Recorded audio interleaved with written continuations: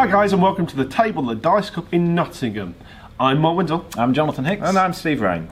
In this episode we are looking at our, let's call it hidden gems is a good way to put it. Games that we really like but aren't necessarily highly rated or not seen, I guess, being played much. I guess, how have you guys chosen your list? Because that makes a difference. I've gone down the fact that if it's on the shelves in this cafe, it probably gets more play than normal in our group. So I've gone for games that generally aren't here in the cafe. Also, I kind of look at the Facebook groups on the internet and I just don't see people mention them. So when I went down my list of games I quite like, I looked for games, I haven't heard that one in a while, and I went down and picked my list that way.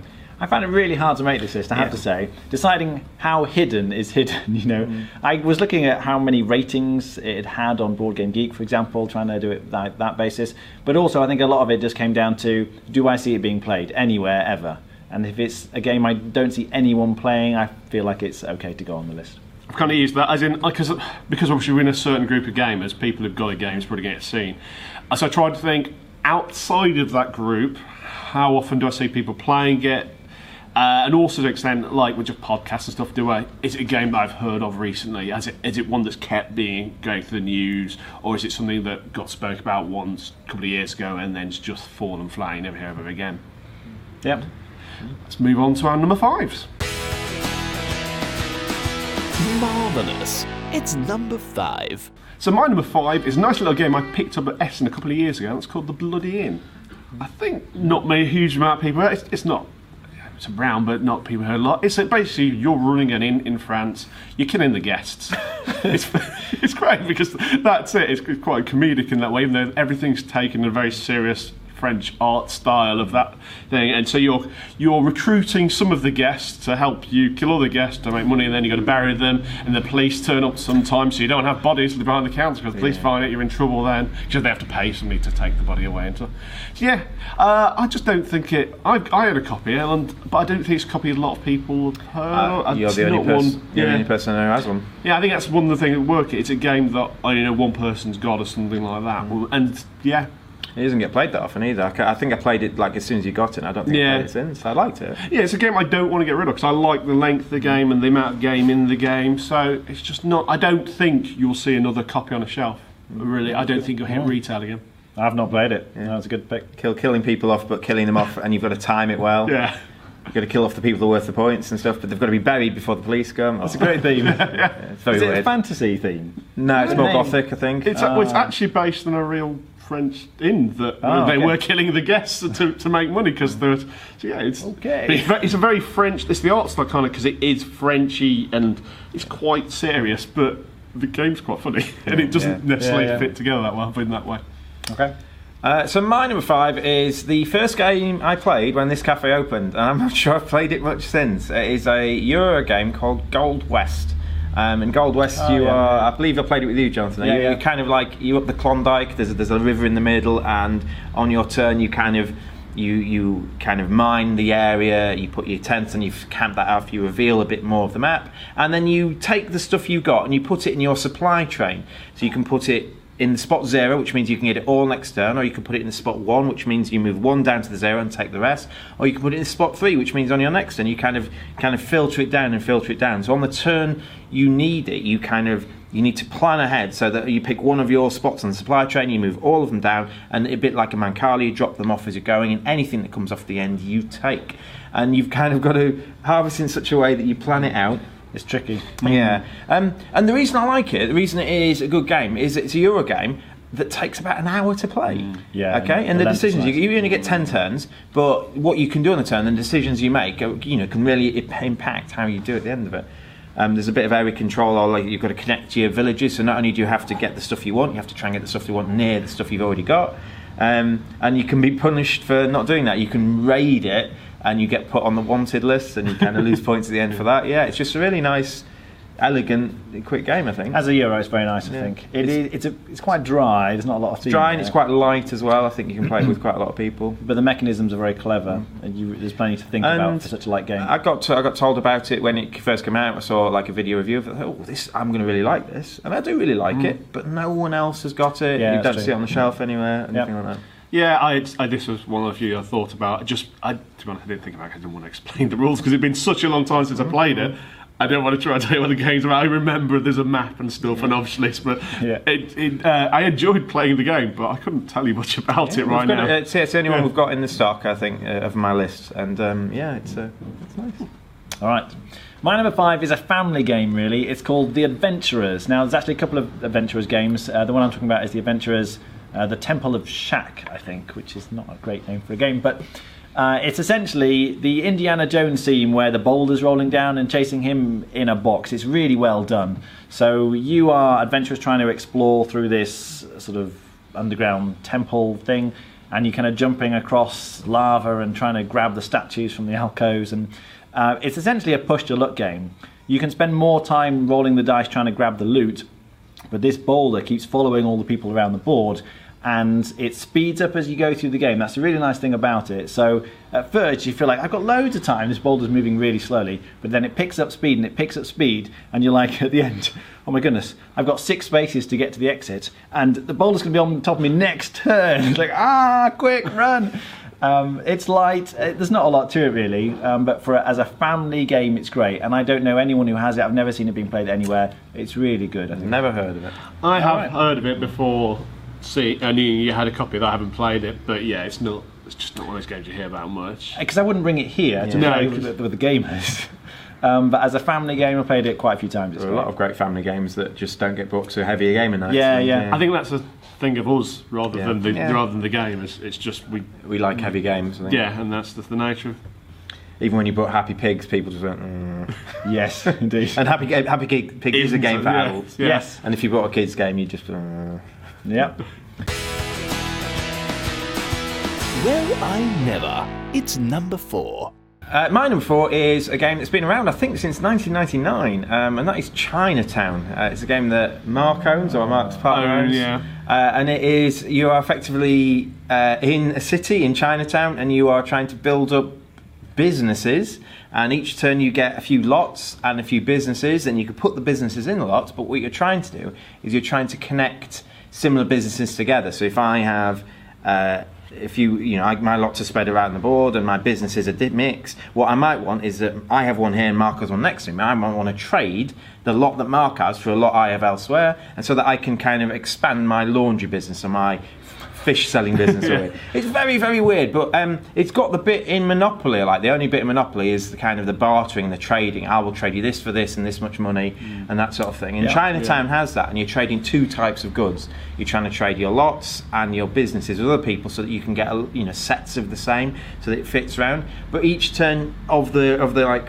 50 spots on the board, only some will come out. So you might be waiting till the very last round when the lot that finishes your big laundry business comes out. So you can't kind of guarantee that you're going to get the one you want right away. And at the end of the round, the bigger connection of each type of business you get gets you money. The bigger it is, the more money you get. So people are very wary to let you have the 6th laundromat that you need for your massive empire of laundromats. So you have to really but if you don't get it this turn, you get it next turn, you miss 1 round of income. So you might kind of really beg someone or really give them over the odds to get it just so that you get that income more rounds. And it's just a really nice trading game that just hasn't lost its edge over the 15 years it's been out or so. Yeah. I don't like it. You don't like it? I think it's a well-designed game. I don't think it's a bad game at all. But actually, that aspect of Monopoly, we are trading, I don't like that because I'm not very good at bartering, and I tend to get a raw deal. It's like, I'll give you this, equivalent thing for this equivalent thing, and they're always like, no, I want an extra coin or whatever it is. Like, but that's not fair. Like, well, that's what I want. Oh, go on then. And I always get done in. And I think Sarah wins this game all the time. Yeah, Sarah's just excellent at. It's her job. Yeah. And it is a polarising game. If you don't like bartering, you're going to hate the game. If you like bartering, and the issue I found with the end is that you play some people just start shutting down. They just go, no, I'm not going to trade with you, and just rely on the look of the thing. And I think that hurts it. I think you have to play with like-minded gamers who will like the trading. I mean, you have the. Hopefully you don't. You have the stock exchange one. I was thinking these 2 were going to be number 4. The other one was Panic on Wall Street, which is that was on my shortlist. That was my other choice of this spot, I think, because they're similar games. I think. And the nice bit about that is you are, as an aside, you are kind of like this. You get the 7 people. You can play with loads of people, and you get 3 people buying the stocks and 4 people selling. So there's like that uneven supply and demand aspect. Well. Yeah, that's very good. Right, is it me? It is. Okay, my number 4 are we on? Yep.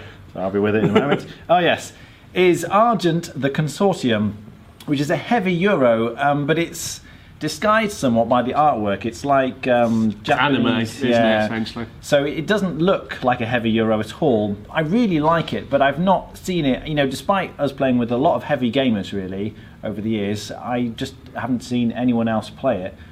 You have different kinds of workers, and you go to different spots, and the order that you go in the spot is important. There's just lots of nice mechanics, and yet it's one of those rare Euros that seems to incorporate the theme very well. You are sort of apprentices in a magic sort of magician's training school or something, and I just like the theme. It feels a little bit disconnected, I suppose, with mechanics. It is very heavily mechanical in that sense. And yet I get into it. You're picking spells from the different decks. Collecting mana, using the spells to move other people around the board. Yeah, and you get a bit of hate where you can actually literally start moving other people, which is quite fun. Yeah. I love the hidden objectives and the fact that you have to search through them. I think it makes it a much stronger game. And that really changes it, doesn't it? Because you don't know what's going to give you points at the end of the game at the start. You've got to spend time doing that. That's right, you've got to find out which things are worth points before you get to the end. And there's just so much to like about it. I'm surprised it hasn't got more love, but I think it's a superb Rob game. loves it. Rob's the only one I know who's got it. Yes, It's really hard to get hold of a copy, which is because I've looked for one, because it's a very good game. Right. Okay, my number 4 is, there is a copy here and somebody else got a copy, but I think on the outlet I don't hear much about it anymore, and that's The Witness. Oh, yes. We don't have a copy. Do you not have a copy? No, it's Andy okay, Pelson's. it is something. Okay, essentially, you've all got a piece of information. You're trying to solve some questions of a riddle or various things. There's so many in the book that you can do, and so you're slowly passing around this information. So I tell, say, Steve my piece of information. Then the next round, he tells to the next person round his piece of information and the piece of information I've given him, and I'm getting the same. And you're going round, so essentially over 4 turns you will hear everybody's piece of information, theoretically. Yeah. That is the key word, yeah. The problem is, the game is obviously going to be tricky, otherwise it wouldn't be fun, because it'd be really easy. What's his favourite colour? Blue. Well, that's nice and simple. But because it adds things you don't need to know, and you're trying to work out, trying to cipher through the rubbish information to get the correct stuff. You don't see it played much, but I really love it. I think it's fun, social game, and it is quite funny, even though it's meant to be, because everybody's thinking, oh no, and all you can say is repeat the information. Yeah. You can't quiz them. When you're being told it, all you can ask is just say that again. Yeah. And again. Still don't get it, say it again. A lot of the time you're like, based on the information I've already had, that can't be right. Yeah. They've got something wrong there. But you just can't challenge them. It's like, are you sure? That's what you're thinking. Yeah, do you want to double check the information on that? You score points based on questions that are hidden at the end. So basically, you don't know what you need to know. You've got to just get as much information as you can. And then it said, who killed a guy? What colour hair did that person have? What number was on the briefcase? And you're like, what briefcase? Is the one where you can only play with 4 players? Yes. I think that's the biggest thing that hampers it, really. I think it would get played more often if you could play it with different numbers of players. Work. I could see that, and I do really like it, but I've heard Andy suggest it a few times, and we just haven't, because of the way the numbers worked out, we weren't able to play because we didn't have the right number of people. Okay, good pick. Extraordinary. It's number 3.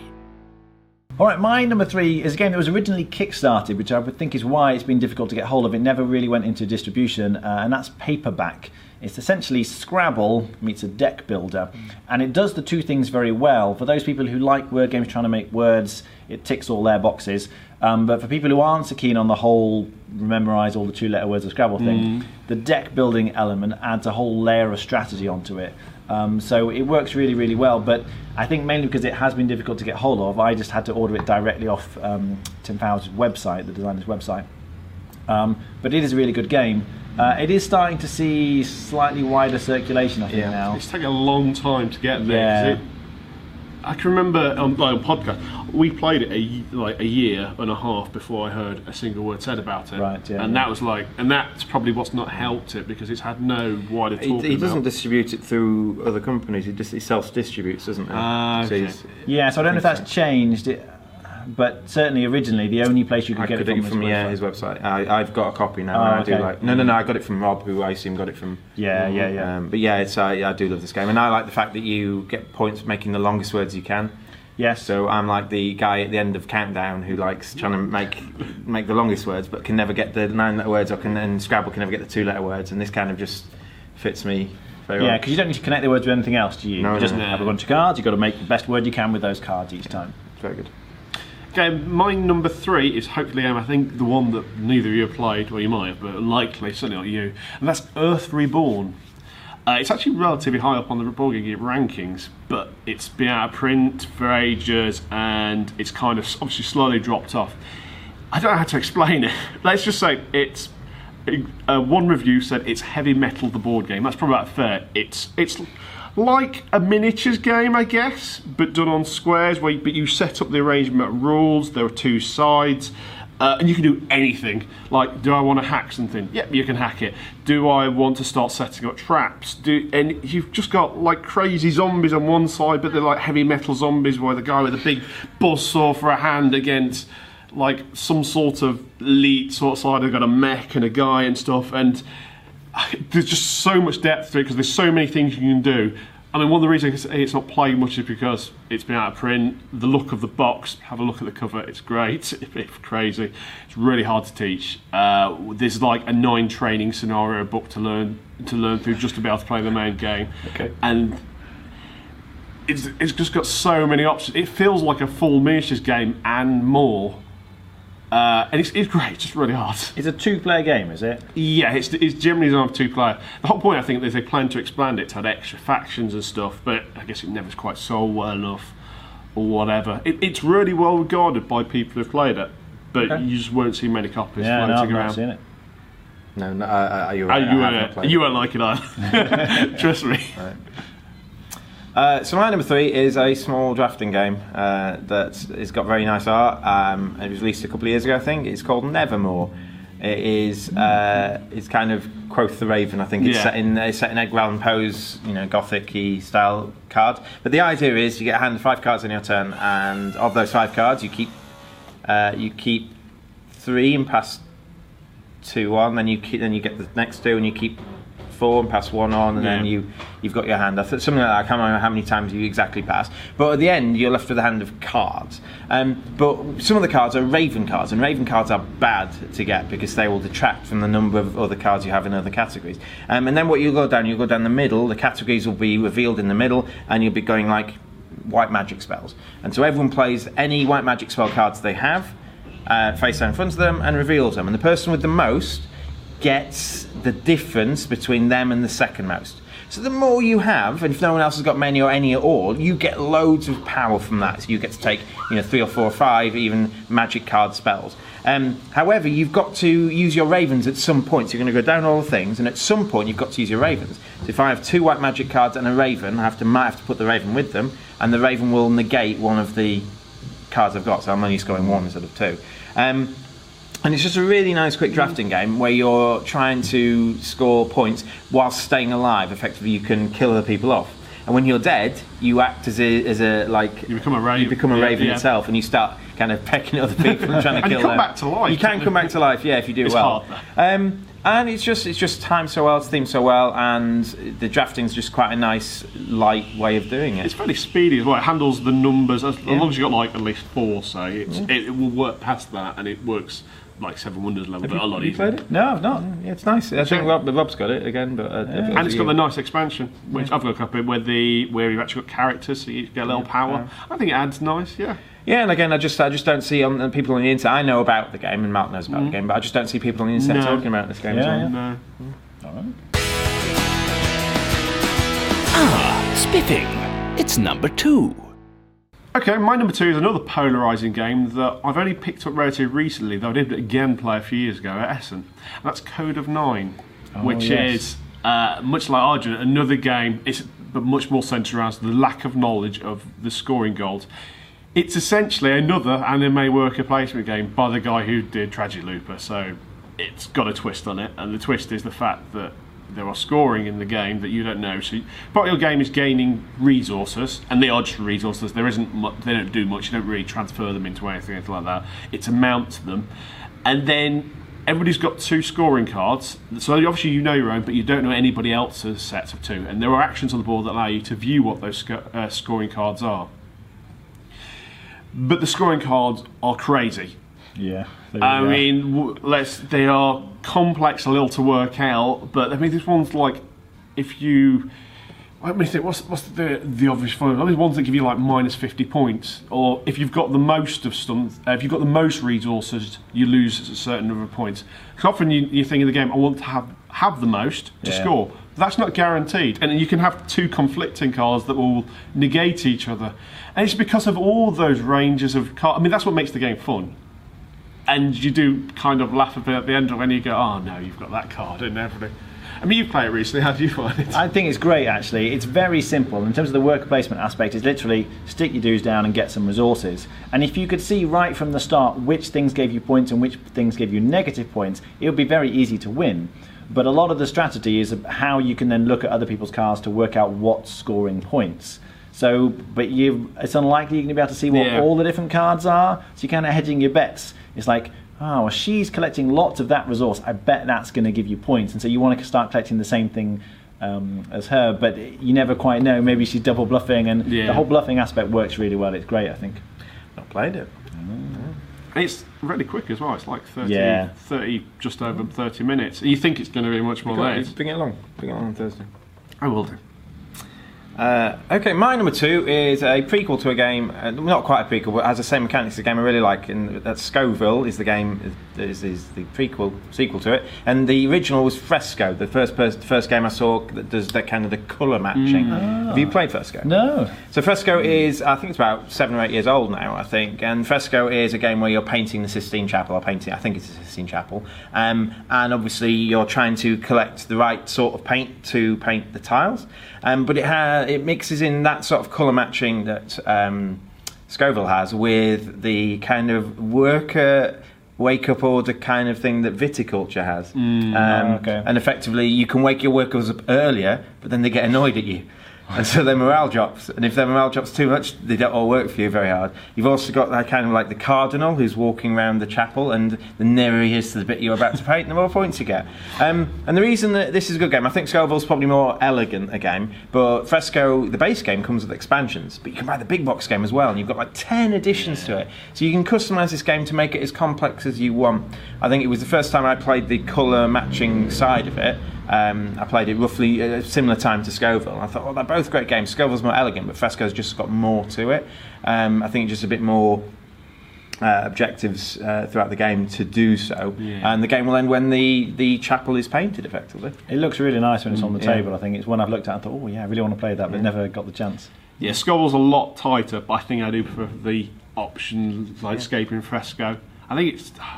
I just think there's more game there, and I think it's more fun. I think I enjoy it. Fresco is one of those games that I remember the first time saying that somebody, do you want to play it out? I was kind of like, okay, I'll give it a try. Like and I played it, but it's actually really fun. And the colour paint and the tightness on grabbing the market stalls adds that little bit of, do you want to take that one? Do you want to wake up early to get the best colours that are available to kind of mix? Yeah. As such, there's some nervy decisions in that because of that. It's good, it's very tight. Very good. All right. My number 2, I mentioned actually on our previous list the top 5 games with bad names. This is the Ant worker placement game called Mirms, I think, which is a terrible name. But it's also, I've never seen anyone else play it or own a copy of anything. It's been difficult to get hold of, I'm not quite sure why. But it is a very solid game. The artwork is a little bit lackluster, I think, the graphic design. But the game itself, the mechanics are really interesting. So if you do get a chance to try this one, I highly recommend it. There's lots to think about in the game. I think it's great. It's incredibly tight and hard to get the end game scoring. It's very, very challenging. I played it on the internet, actually. Oh, okay. Someone on the board game. So I played it on there, and you said you had it. I'm like, oh, please bring it along, because I do rubbish on the internet, because I've got no one to kind of ask, what shall I do here? But when I played it with Jonathan, it just made much more sense. Yeah, it's a very good game. I like it. I haven't played your copy. Oh, right. So I'll do it somewhere. I'll bring it back. We can play all these hidden gems. That's good. By Jove, it's number 1. Okay, so number 1s, and so it's the Between Two Cities card randomiser thing again. Would Steve like to pick one of them? I'll give it a go. It's height. Oh. I'm 6 foot. I'm 5'10 and a half, I think. I think I'm 5'10 pretty much dead on, so...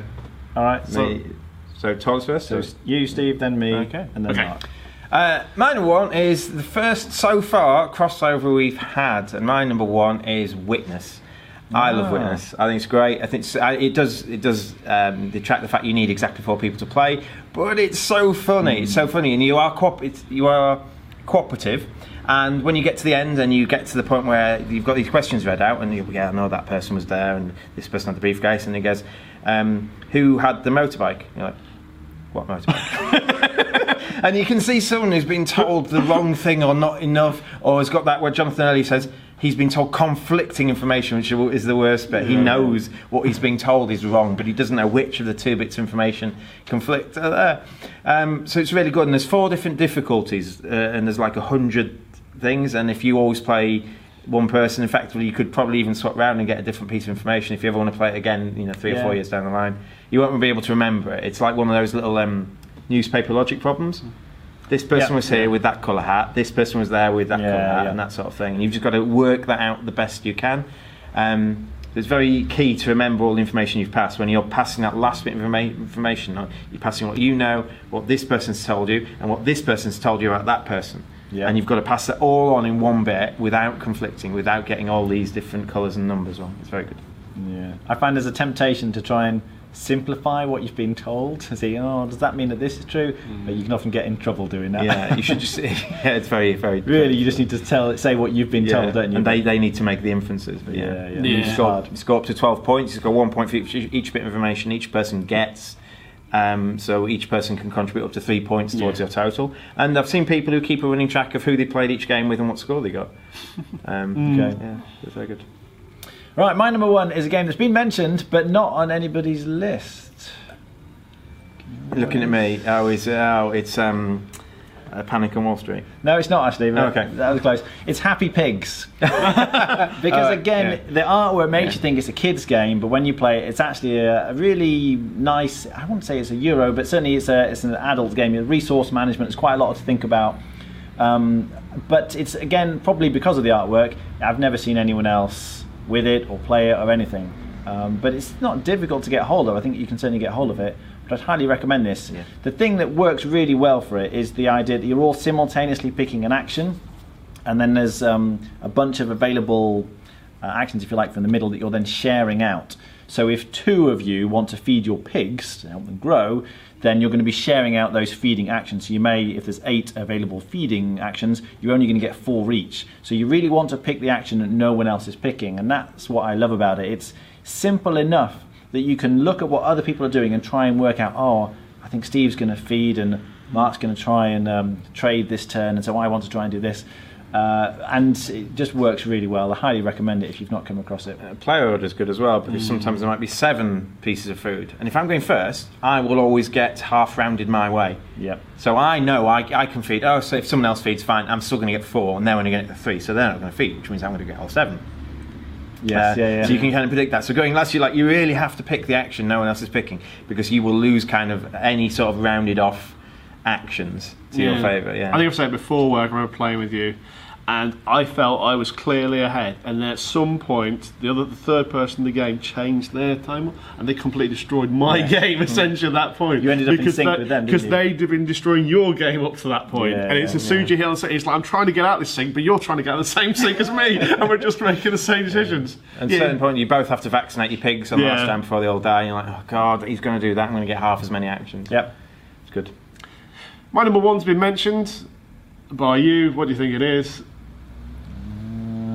You haven't played Mirrors. Argent, the Consortium. Yeah, definitely Argent, the Consortium. I love themed Euros, and it's fantastic. Really good, pretty heavy, a lot to it, and I can't get over a copy, or not get over a copy easy, especially with all the expansion as well. And I wish I've still not played the expansion because nobody ever brings it. Yeah. Stop doing it to me. I love it. I'm not going to go through it, explain it, but I think we'll enjoy the game. It's very good. There's so much to think about. Yeah. It is one of those that you need to play more than once as well. Yeah. I don't know if that was on our previous list, it's just a very long game as well. Yeah. So. It is long, but again, it's one of those I don't mind the length because I feel like my brain is occupied the entire way through. There's so many different things to take account of. And again, because of the hidden scoring thing, it's not necessarily that the same strategy is going to be the best thing every time. You may be better doing something very different from game to game, depending on the scoring. And then there's the layout of the actual buildings can change because the locational. They each one of them can be two ways. Yeah, I think there's another version. So there's a lot. I just haven't played that game nearly enough. I think I've played it like 3 times, but the last time I played it was like 2 years ago. So, any honourable mentions? I had quite a lot actually. Oh, okay. Just I just went down the list of games I've played that just don't get talked about. So I tell you what. Until recently, Raiders of the North Sea would have been on there. That would have been my number 1 on this list. That would have been very high. Had it not been named for the Kennerspiel, because it was an unknown addition to it. That's right. I think so. Yeah, that would have been definitely there. That's one of the first things I thought about. Stockpile. Oh yes. Yeah. I think a lot of people do like that game outside of this area, but generally around here, I just don't see it getting played. Yeah, that's true. I'm not sure if people in our group like negotiation games that much. Yeah. I think that's one of the, I think it's a struggle for. And I quite like negotiation games. So I had Mims, or how do you say it? I had Bonanza. I think it's just. I think that's it's kind of fallen out of favour rather than being it's hidden. old. I think that's the problem. And I had Blueprints. Oh yes, and that would be a good choice.